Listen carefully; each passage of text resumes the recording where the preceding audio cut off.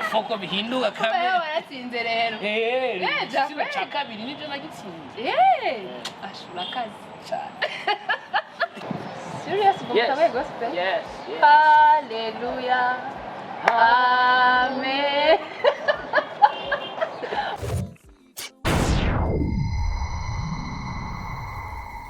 Amahoro y'Imana bane namwe bakunzi ba Idagaduro TV, ndasubiye kubaha ikaze kuri uyu munsi udasanzwe. Uyu munsi ashana umunsi udasanzwe kabisa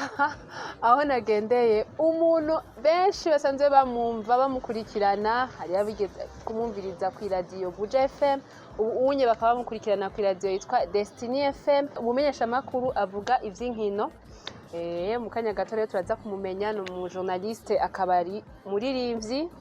ubu namenye yuko akora no muri banke, akaba ari umu MC. Ivyo bintu vyose ku muntu umwe birashoboka, turaza kumenya vyinshi rero. Hari abantu benshi bakunda baba bashaka bifuza kenshi kumenya ivyo ba journaliste, kuko aba journaliste akenshi bobo ntibaronka abantu bababaza, ariko rero Vive Idagaduro TV ubu ngiye kuza ndabazanira abamenyesha makuru tumenye ivyabo nabo nyene tubabaze kubera iki. Rero twagiye bakorera ryo umujeste wa mbere twashimye kugendera ni Gisa Stivo. Gisa Stivo ninde umusore tumenya vyinshi. Amahoro cyane. Meze neza. Meze neza cyane. Meze neza ririsho. Meze neza. Nagiye ko ngiye kuba wa mbere kuri Idagaduro journaliste. Nubaye wa mbere. N'ubwa mbere bagiye kumbaza ibibazo byinshi, abasanzwe mbaza. Umunsi nawe turakubaza. Reka ndabaramutse nyene akurikirana kuri channel ya Idagaduro TV. Kwisanzura. Amazina yanje ni Gisa Steven Irakoze, kubera bya bindi bavuze byo kuririmba byo ku MC muri bank, byabaye ngombwa ko nkoresha Gisa Stivo kugira bivugike neza. Ni Steven rero, si Stivo. Ni Steven. Journaliste ko bivuze, sinzi ko novuga de carrière, de formation, mugabo de passion. Ni passion nkiri muto cyane. Nyuma yaho nza kwisanga mufise n'agatara gatoyi ko kuririmba. Wavuze ubu ndi muri bank, nkora muri bank nka muri service ya marketing communication ndetse n'icyo bita animation commerciale. Ntaho bitandukaniye cyane na journalist, kuko usanga n'uburyo bwo kubrandinga cyangwa kugira visibility ya enterprise ubukoreramo. Umbu MC biba muri weekend, ni moderateur, ndagenda nkagereza abantu imanza nyuma yo kuva muri stress y'akazi, nyuma yo kuja nanje nk'idetente gatoyi. Muri make nivyo ni Gisa Stivo. Ndubatse, mfise umugore umwe, Imana bitwemerera. Umugore umwe nkunda cyane, nkaba mfise nivyo muri make. Gisa Stivo mwumvise yuko yubatse kandi akaba ari journaliste, MC, akora muri banke, akaba ari n'umuririmbyi. Tugenda etape par etape kugira tumumenye, sivyo? Ego. Mbega warigiye ubu journaliste? Narize muri university, narize ico bita science sociale, ibirimo harimo communication ndetse na journalism. Usanga ari faculty imwe, ariko uko ugenda wegera imbere niko ugenda ufata ibindi. Mu bisanzwe sinabigiyemo ndabikunze iyo faculty, sinagiyemo ndayikunze kuko icyo gihe twari turi muri period yo gushaka kuja muri science cyane. Bangira inama bati wowe ufite tana nk'iyi, urazi kwidebuya, ja muri journalisme, ja muri pharmacist niko bayita. We rero waravyigiye. Of course. Donc ivyo journaliste rero vyakujemwo gute? Eske ukiri umwana kwanza Gisa wo wakunda ibiki? Nkiri umwana namye nkunda kumviriza radio. Mugabo nabana hafi, wundi umunyagihanga nabana hafi n'umuntu witwa Tarsis Harerimana, baramuzi cyane. Twarabana hafi, twarababanyi, nkakunda kumviriza ivyo yakora. Mugabo usanga kenshi nta n'umwanya umuntu abifisemo. Mu bisanzwe Gisa Stivo yavutse akura yisanga muri passion ya mbere y'umupira. Ngo warabibonye yaheze ko natsinze n'igitsinda. Aba DJ barakwise hasi. Ndetse narakinye no muri no mu byicaro byisumbuye naho ntageze kure ntabigiyemo cyane kuko umuryango waciye usamira hejuru hakiri kare famille amwe ati ibyo bintu bya football ni babibandanya nzova tukubura nzokwiga mugabo generation yanje yose ko nize hakurya generation yanje yose yari football twayaga football twavuga football nta kindi kintu nabona nshobora gushika ko ntakinye football kugeza uyu munsi ari gihe niyumvira ndi kumwe dayaga nka madame mbwa mbonye nk'umupeti yakinye umupira twakinanye navuga ati bya ubuye nanje mafisa amashato nk'umunani parce que le football paye ariko ugasanga mugabo muri jewe numva ikintu ca mbere nakuriyemo kandi nakunze mbere y'ibindi byose c'est le football. Umenyesha makuru rero akinjiye mu ryari? Ça remonte muri ntango université hasigaye igihe gite ngo ntango université ari mu Rwanda mudamu umwe ndamusaba arambwira ari kuri radio yitwa Salus ari muri 2009 Salus hanyuma 2008-2009 ndabwira je ndashaka kuza kwientraîner parce que yari radio ya université ariko yari radio universitaire ariko iba sponsorisé cyangwa ifatwa mu mugongo na UNESCO kuko yari muri programme yo ko ama université yose afise amashuri ya journalisme na journalisme cyane ko communication izari nkaka base ka branche ka journalisme bari department cyangwa faculty ndabibasaba ndamubwira ewana jewe nzoza ngaho kwiga mugabo sindatangura université sinzi naho nzoja mugabo ndabona ndabifise ntangura gutyo nguma ndamusaba munyuma arampa uburenganzira bwo kuja kuri mikro icyabatangaje abantu bambere twakoranye ndavyibuka yari witwa Dushimimana ibintu nk'ivyo ikora ibintu bya search for common ground ikiganiro bakora byarabe passé baravuga none depuis quand ufise impano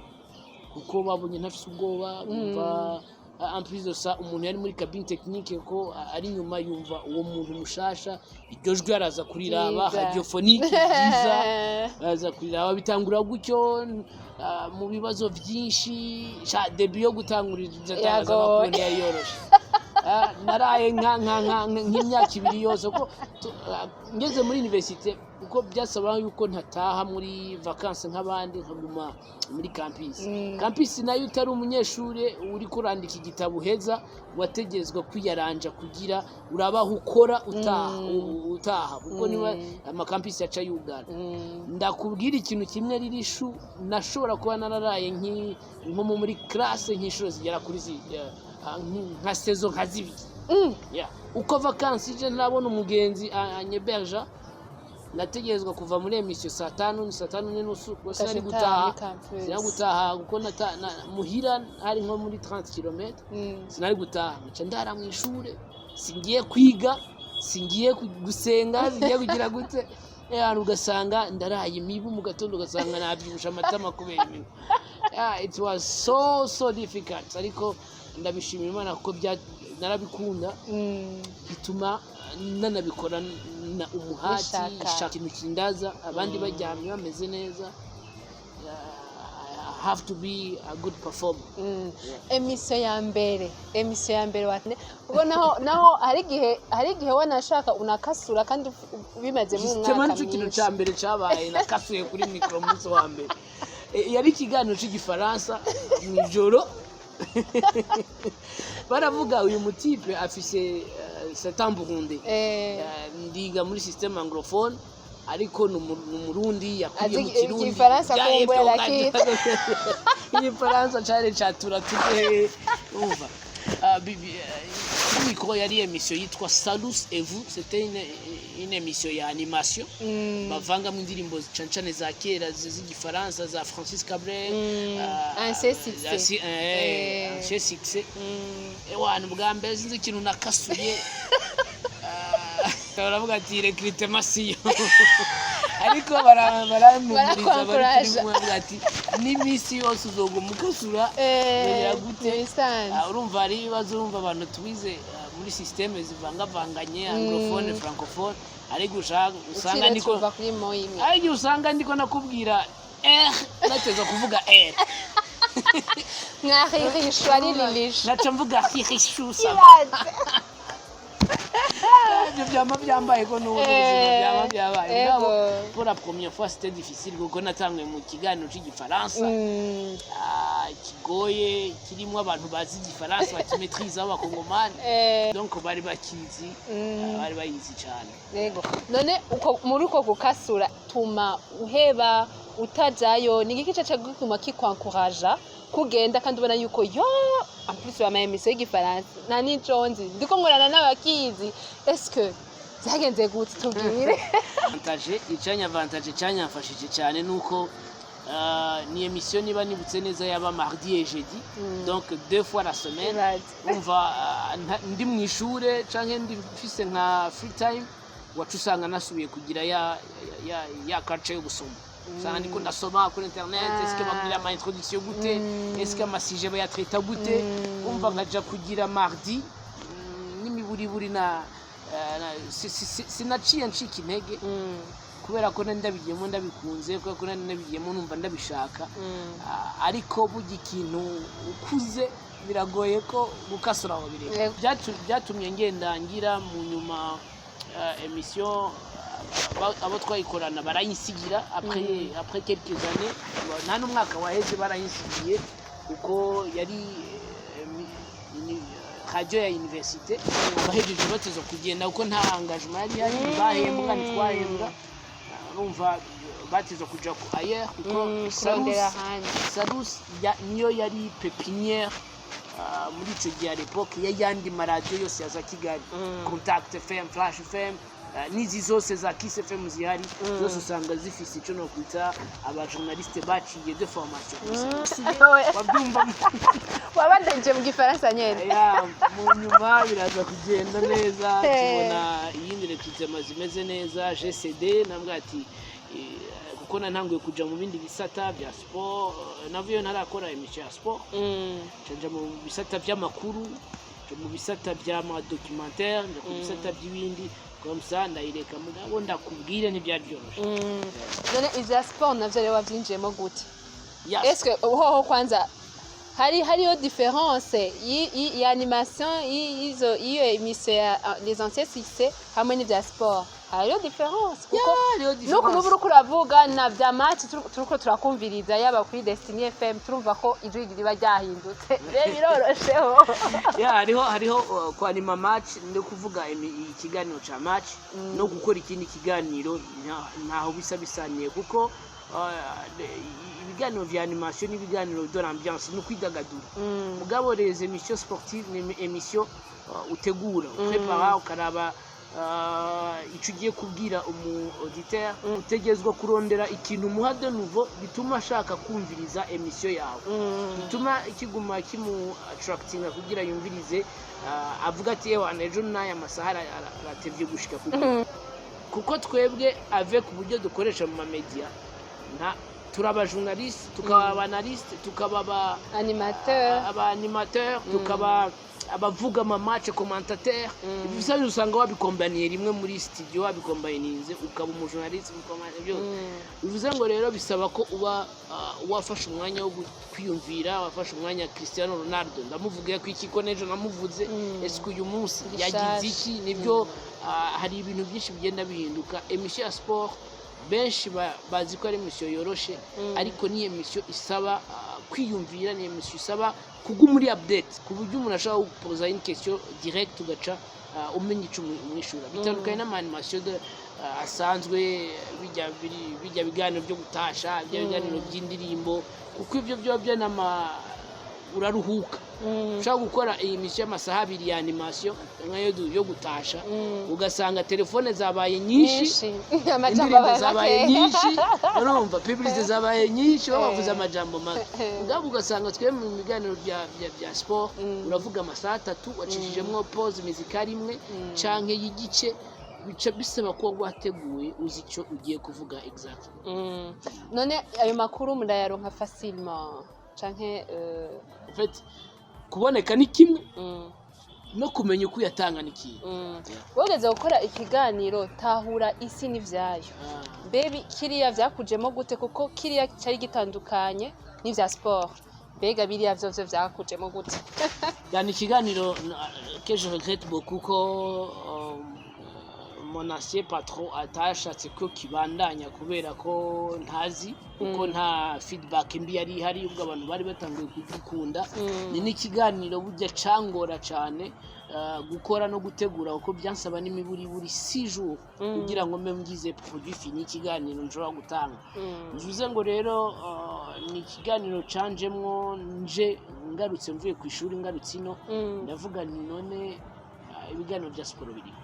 ibiganiro byo ku muziki birahari ibiganiro byose biri gospel nta kintu cyari nta kiganiro na kimwe kitari gihari kuri iyo radio nahora nkorako ndavuga ndiyumvira na chef de programme nta muntu yateza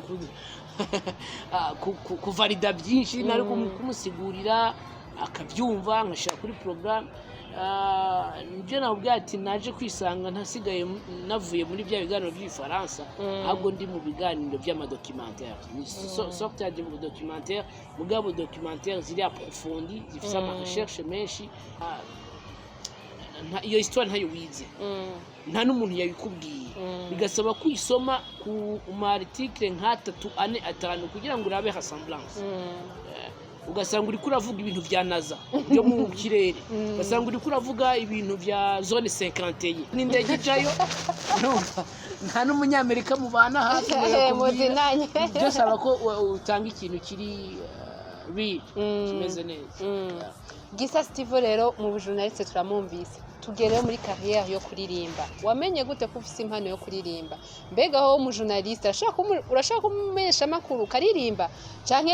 waragiye muri carrière kuririmba kwera uzurivuza mugabo je naragukurikirana ntiwigeze wikina ariko ni gute wamenye ko ufite iyo mpano nayo yo kuririmba? Nakuriye muri Sunday school, nakuriye hafi y'urusengero, nakuriye my mother pasteur cyane ariko yegereye hari mu pasteur. My elder brother mukuru imfura ni mu pasteur. My direct uncle bavukana na mama ni pasteur. Nakuriye hafi y'urusengero, nakuriye hafi y'ivyuma bavuza, nakuriye hafi y'ikimugabo kubera iyo klima y'ubukizwa sinashotse nja muri studio mugabo nyuma yo gukina football wasanga ndi kumwe n'abaririmbyi, wasanga ndi kumwe n'abagenzi banje baririmba bagira gute ugasanga ndakubisa akantu mvuze urashaka kuririmba gute kuko d'abord hari ukuntu ibihugu byacu kugira ngo umuziki uzoguhembe umuziki uzogutungishe biba byagusabye kutaja muri za kariyeri zindi ujamwo ukavuga ati nta handi ni amaramuko na marariro byose. Rero ngarutse ino muri iyo periode yo kuja muri ben y'umuziki canke no kumenya exactement Burundi kuko naza mu Burundi mvuye ku ishuri des semaines za vacances vraiment nta sinandahazi fresh Chasanga ari umuririmbyi ubu yateye imbere abumeze neza afise indirimbo yitwa Biranduhura Nicole the Magic. Numva indirimbo igumivugwa Pajo aguma yivuza Pajo nabaza Pajo y'umupeti ko narumva umutumira gwe wana ngo umpeti na telefone tuganiriye na Kori ndamubwira ati je mundonderere ko na chef de programme ndamubwiye Pajo ntunkarire nategezwe kubimubwira acarambwira ati reka nzomukuronderera araza turavugana bitemeze neza ariko ncasanga mu Burundi canke muri no mu Rwanda nahe hose industry y'umuziki abaririmbyi baragoreka gusanga atakuzi mutazinanye bitegerezwa kuba hari ibindi bintu after yo kuririmba hari ibintu teza gukorera umu journaliste kugira ngo akuvuze notama amafaranga notama mudasangiye sex hari ibyo bateza naho ntabizi atabizi mugabo tugiye kubasengera no kubasengera kwa general no nca turaganira aramunzanira turaganira ndavuga jewe sindaririmba nari muri studio mugabo ndatse kuririmba jewe ndumva nitwaririmba indirimbo yanje nawe hari handi izo kuvana naho izo gushitsa nambwa ugende tegura akaririmbo kameze neza kari muri slow canke kameze neza kari muri kizomba cyasanga yagakoze neza kaza kitwa uranyuzura kartona korara kartona nanje ndakartona twese turaduganirako candagenda nja mu kazi ngoma ngwana nabari gishu ibiganiro ntibitunganyije neza umwanya uragendera mugabo abumvise yatushe uranyuzuza bagoma bansaba kugira naho marima ninje mu muziki kubera kori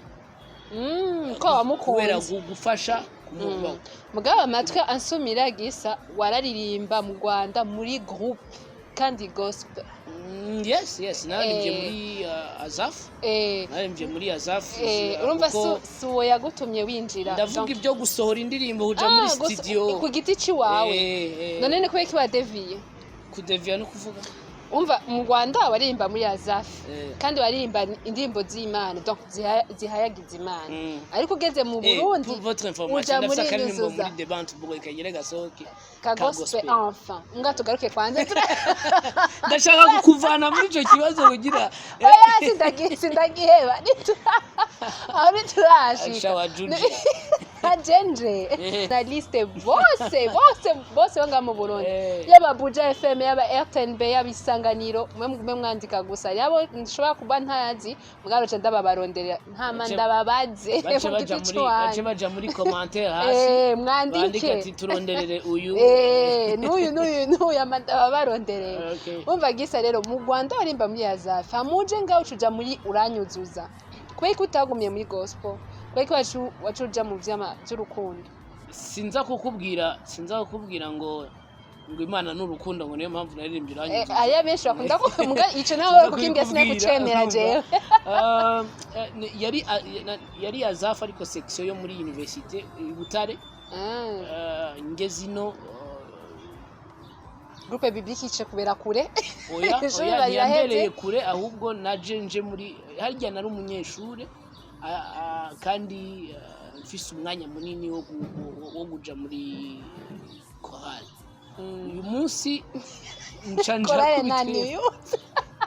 uyu munsi ncanja mu kazi burya aho kugira ngo utsitaze umuntu uzopfa umureka kumuja imbere tuja mu banyabyaha ntibazosubira kuraba indagadure TV bita abanyabyaha muri make iyo nza kugira inspiration ku muririmbyi wa gospel nari kwinjira kuri gospel ariko byose bibafise n'ijambo ry'Imana rivuga ngo nta kiba kidafise impamvu kuba narahuye na kori akankwegera muri we kugira dutezanye imbere kandi ndazi neza ko uranyuzuza n'izindi ndirimbo twakoze nyuma zifise aho zamvanye nawe zamuvanye si ngombwa gusa ko ukora igikorwa c'Imana kubera ko wavuze Imana mu ijambo mu kanwa hariho ibikorwa byinshi ushobora gukora ugasanga ni wadeviye nkuko wabivuze ariko ukoze ic'Imana yari yagushiriye ku isi kuko yaravuze ati ndabashitse hajya ku isi ndabaha itarano yawe iyo tarano namba ari imwe genda ibyaze zibiri genda ibyaze so nibaza ko atari kudeviya kuko nubu ndasenga ndacaja muri eglise ni mukristo wa Zion Temple Bujumbura mu Ngagara Katien 10 mugabo aho kugira nje muri chorale nzi ko ntazotonda muri repetition nzi ko ntazogira gutya vomye ko muri bindi bintu uranyuzuza none wakuririmbira Nde Ines ko kijya gihe maye muhitirinze cyane muri fiançailles narababona je narababona ko nari hafi ya nawe yari hafi ya ndetse mwari hafi ni indirimbo yaje gutyo yazira kartona mugabo nta subject runaka nta inspiration runaka yari hari amajambo yakujemo gutuko nyene amajambo yaje utifokalije ku kintu na kimwe n'umwanditsi mwiza serious gaglis yes serious turahuza niyo yaje ari ya Ines nko muririmbiye kuri mariage yo naririmbye kuri mariage yaje mbere gato tukiri abafiance gisa ubafise indirimbo zingahe Sindavyibuka mbwa nibaza ko nta yindi nzosubiramo ngira ntangure gospel ndi serious. Serious ngo mutanguye gospel? Yes. Hallelujah. Amen. Okay, aho ni bon. Je ndaryohewe. Nzofinansa Nzokuvuza gose. Nzogufinansa. Ndiko ndumviriza cha iganiro cyawe. Golden Sunday. Ndaguhereza aga message navuga ati vuza indirimbo usanga nawe akaririmbo kumva kararyosha gutarakumva. Asha nzoka kuza cyane. Mu buzima bwo kuramya no kuri. Biraryoshe. I'm living the life muri worship and present worship. Ni kuvuga ngo iyi fa 2020 Gisa yinjiye muri gospel. Cyane. Hallelujah. Okay, turagiye rero. Gisa ni MC. Mbega umenya gute ko ushaka kuba MC? Kwera umujesi wese arashaka kuba MC mbega? Ihereko. Ranima abantu c'est vrai. Ihereko urabe ushaka kubikora. Ushaka kubikora cha wishura. Umujesi ashaka kuba MC mbega? Boss nibaza bwakujemwo gute? Muri mu bintu byinshi na ama formation menshi nagize ibintu bya public speaking kuvugira mu bantu benshi bivuze ngo nisanze ndiko ndabikora nisanze nshobora kubayeroka haba niyugaranye muri studio canke ntiyugaranye ari imbere y'abantu ico gihe ntangura kugira ama mariage nibaza ko pare wanje niwe yatanguye kumwira ingo muri mariage ngirire uwo bikora ureke kuvuga ivyo muri mu ma concert ureke mu ma concert na mariage ushaka kuyikora ndamugirira ntazi ibyo bavuga nazi gutyo mugabo Philidita ngera ndabimenya uyu munsi biri mu bintunze ndamaze kugusanga mu mariage atatu mu bintunze n'ubu tuvugana ikiganiro urana ko nambaye ikote kandi tugusanze nuko twakuvumbuye yari showbiz n'ubu tuvugana nabaye 30 minutes maze kurenza ku minota 3 ngiye muri mariage ufite nasanze ari ikintu cyo blessinga guhezagira padira akora ivyo cyangwa pasteur ariko ukagezaho kuko mariage zo mu Burundi akenshi usanga ari abantu no kugira ngo abanza kugira gutyo ni ibintu biri mariage barayubaha cyane kugezaho usanga no kuvuga cyangwa no kuvugana n'umuntu bigoye bisa nk'ari nko kugura n'abantu kuvuga mariage ni ceremony yo kuryoherwa rero iyo uryohewe saya majambo gusa abavyeyi bavuga si kwa kugaba gusa ariko hariho no kumva ko unezererewe umuntu agize urubanza kumva ko unezererewe iyo couple niyo miryango ibiri baye umukozi mariage ashaka kurondera of course za kundondera nkamwemsinga nkamukorera urubanza n'amadote ndayakora ma concert ndayakora ariko uyu munsi biragoye cyane kwagusaga Gisa biravana muri ko ndarihisha okay kwera deja uburi kuraru none uwo muntu akubwiye nguze uri mu MC wewe aganyike kugira bumve yuko amahera ikintu cyambere aganya nuko urubanza rwe rubanime nuko urubanza rwe abantu batwenga nuko urubanza rwe abantu bugururika bakamera neza atabya bindi byuko harimo ibintu byinshi umuntu yunguka ko urubanza birimo mu moderateur yabigize akazi cyo kimwe naho ndutoye muri komite naho muri komite naho baba babigize gute mugabo nibaza ko urubanza umuntu yanimye aba urubanza rw'amateka nawe adashaka kubagira Gisa n'umuntu umwe afite ibikorwa bitanu eske cyose urabironkera umwanya kuba uri muri banki mbega muri banki tuzi uko n'imisi yose Destiny FM tuzi uko utonda imisi yose ayo makuru kurarondera y'inkino watubwiye ko yifata umwanya kuririmba ugiye muri gospel bisaba ko wiyegereza Imana cyane kugira ngo Saint Esprit nyene bari kuyobora amavuta kugira ngo twebwe kandi rero ndakuvuga Gisa ndagusabe hallelujah mama oya ribeze imisi nuko inkurikirana abaririmbyi ba gospel umenga muko muradevia gatoya bon urabe abaririmbyi barimba batazira Imana si tubi inya vya worship sivyo umenga twebwe mu Barundi muko muko muradeviya cyane muko muja muri mood yo gutamba sana ora hari igihe tuba dushaka kujya mwanya kumbure no muri louange y'adoration muri église turimba nk'indirimbo ya Gisa tukumva ko tuko turegereza intebe y'Imana kugira ngo ubutumwa ni bwaza uretse kuraba kuri status yanjye uyu munsi nashize ko indirimbo zibiri za mutipe yitwa Nkomezi nk'ivyo ndafata mu Rwanda ngiye direct kubera umwanya ari muto yego nta kintu na kimwe conanira umwana w'umuntu mu gihe umwana w'umuntu ari organize nibyo nshobora kuba nkora ibintu byose mugabo bimwe n'ibya pastime mu mwanya muto muri bank niko kazi kanje principal kandi mfise umwanya munini wo kwiyumvira kugira ngo akazi kanje kagire performance nziza ku radio nka Destiny canke n'iyindi nokora ko binsaba ko mba mfise ya masaha ntabandi muri bank ariko binsaba ko agazi kanje ko muri bank mba nagateguye uko ntanguye akazi nabi mu gatondo mu ijoro sinshobora gukora uko mba narushe ngize gute bimeze nabi byose ni agenda byose ni programme umuntu yiha mugabo ntivyoroshe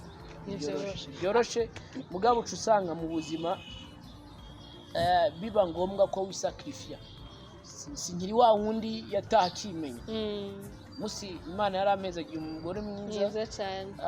nkunda dukundana umutima mwiza baby I love you hama nkaba mfise mu misi ya vuba Uwiteka azoduhezagira tugira ikibondo bivuze ngo sindavuze ko ari ibyo ndavuga ofiro uko nawe ejo ndetse n'umuntu afise kamera hanyuma iyo organize rero birakunda byose gusa ntivyoroshe uca usanga uri kurakoresha ingufu nyinshi ugasanga batasha bayita bani mugabo Imana iguhezagirira muri ivyo nyine uri kurakora ukuvuga ngo Gisa akazi kari principal ubu unye ushira imbere ni bank yes of course iyo ndirimbo rero y'Imana tuyitege ryari inze ko nzoba mu ba mbere mu kwivuza hariya ndagwe make urabuze amara ugiye kwemesinga unye nibaza ko mu kwezi kwa 11 isohoka December uzoduheza Noel uretse ko atandirimbo zishasha za Noel zihari nukuri rero twama tuvuza za zindi nyene je na Supersho nizijya ziryoshe nyene nizijya tumenyereye ego urashaka uyigira ikabashasha kandi kugira ngo hari ikintu kimwe igeze kuvuga ngo hariho gospel bamwe ko baradevia baja mu byo gutamba bitandukanye n'abakora worship cyane ego mu bisanzwe gospel music itandukanye cyane na zijya ndirimbo zindi kuko zijya ndirimbo ndirimbira ririshu canke ndirimbira uri muri mood yo gukunda ririshu muri mood yo kuvugana na ririshu baje kunkunda ariko I know ni example ariko indirimbo zo ni indirimbo kuramya no guhimbaza ni indirimbo utegerezwa kuba ufise source ahandi hantu ni indirimbo uja muri mood ukura ku gicaniro kura ku gicaniro rero indirimbo itavuye ku gicaniro ni usanga no muri izo present worship yo mu eglise bataziririmba kuko naco jize gufasha ugasanga na muri ya miso yanje ntazo ndiko ndavuze kuko candevia no mu majambo gise yo kuje muri gospel ndagusabe ko ubaye ntuwa mbere dukoranye muri ivyo dukeneye indirimbo zikora ku mutima w'Imana kandi ndaryohewe cyane kuje muri gospel ndaryohewe cyane amina sana ndagushimiye cyane Gisa urakoze cyane Imana ubezagire Imana ezagire abantu bose bakurikirana Idagadure TV by the way ni nayo TV ya mbere online tuvuganye kuva vyakweli kora ko zabaye nyinshi zarabaye nyinshi kandi Imana ishimwe no gutera imbere gusa jewe ubu ngiye gukorera ku ba journaliste cyane mugabo niduheza cyane nibagiye bakozi ba Idagadure TV na cameraman wanje ntanyibukije après émission Gisa hari ibibazo tubaza danku wishura TikTok wa mwanya wa ego uridira uracasigaje iminota Gisa ntiwemerewe kuvuga ego ntiwemerewe kuvuga oya ntavyo ntivyemewe yes no kugira umutwe ni TikTok yani ndakubaza ikibazo TikTok twagi witwa Steve yego Ako gace rero nta numwe ari garantsinda namanzi none wambwiye none nakubwiye witwa Steven Ngwego nakubujije kwishura yego wishuye yego okay twagiye nde mwajyambe ijambe yari yes Gisa Steven madame witwa Ines yitwa Ines irakoze mwagize mariage muri 2017 muri December 2017 2017 ugize icyambere nacishuye oya no mwagize ngo nabyo nabwiye December 2017 ama 2017 ngo none ivyo nibirimwo nawe wabigize nene ubaza bingahe nagutsinze wonyene wahejeje deja wagira nagutsinze kubera bagize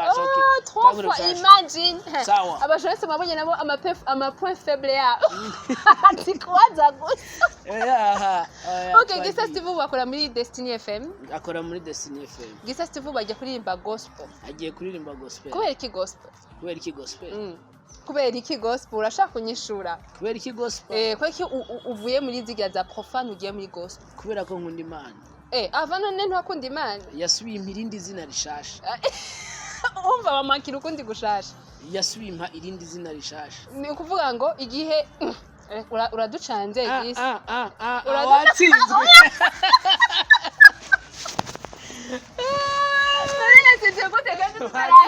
ibibazo bibaye bine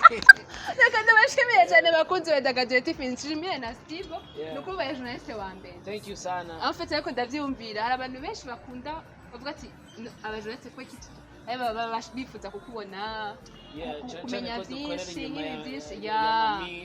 urumva ntibabamenya icyanangaje muri match twagiye gukinamo benshi bari bazi Gisa Steve gusa